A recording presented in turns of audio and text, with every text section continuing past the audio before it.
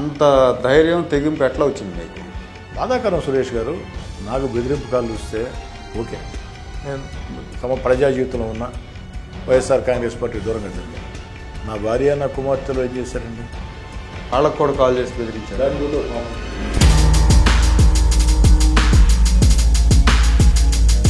Pulivendula centre అయినా పర్వాలే, Palnadu centre అయినా పర్వాలే, ఏ సెంటర్ అయినా పర్వాలే, ఎందుకు చేతగాని రథములు చేసే పనులు అయ్యి మహిళల కేంద్రం ఫోన్ చేసి బెదిరిస్తున్నారు.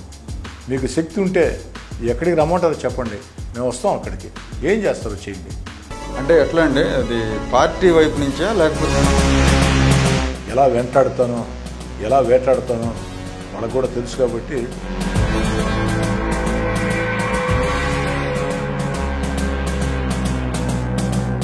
అదే సీతారామాంజలి గారు అంత ఎఫెక్టివ్గా ఉన్నారా ఆ రోజున? ప్రతి చిన్న విషయాన్ని ఫాలో అప్ చేస్తారు అన్ని విభాగాలకి.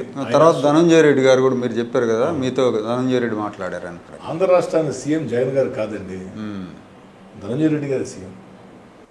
డిప్యూటీ సీఎం వచ్చి సీతారామాంజలి గారు. వైసీపీ ఎమ్మెల్యేలు మంత్రులు కూడా చాలా దారుణమైన మాటలు మాట్లాడారు ఆ రోజుల్లో. జనరల్గా అధినాయకుడు కంట్రోల్ చేస్తే మాట్లాడరు కదా.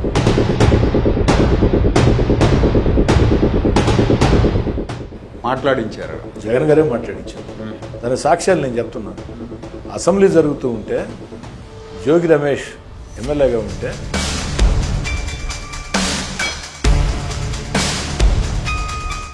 చప్పట్లు కొట్టారు, లేచి నిల్చొని చప్పట్లు కొట్టారు. అవును. జగన్మోహన్ రెడ్డి గారి దగ్గర మంచి పేరు తీసుకోవాలంటే ప్రజలకు పనిచేయబడలే, విలువలు పాటించబడలే, బూతులు తిరిచేసారు. అనిల్ కుమార్ యాదవ్కి మినిస్ట్రీ ఇచ్చే విషయంలో కూడా మీరు బాగా సపోర్ట్ చేసినట్టున్నారు. ఇప్పుడు మీరిద్దరు బాగా కలిసి ఉండేవాళ్ళు, బాగా కలిసి ఉండేవాళ్ళు, సొంత అన్నదమ్ముడు. అదే తర్వాత గ్యాప్ వచ్చింది, ఎందుకు వచ్చింది? అనిల్ కుమార్ యాదవ్ గారు మంత్రి అయిన తర్వాత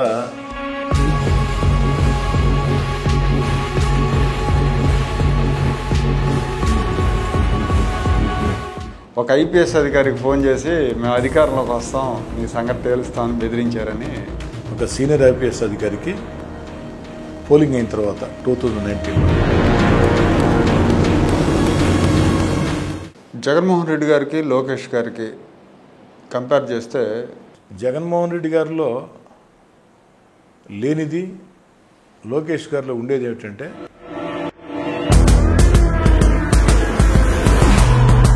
రాజకీయాల నుంచి అయితే తప్పుకోరు.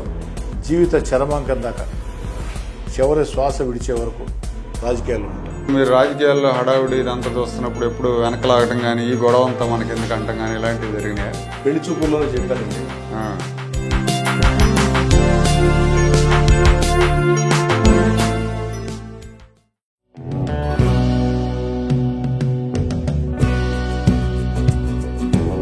Like, share and subscribe to Rajaniti channel.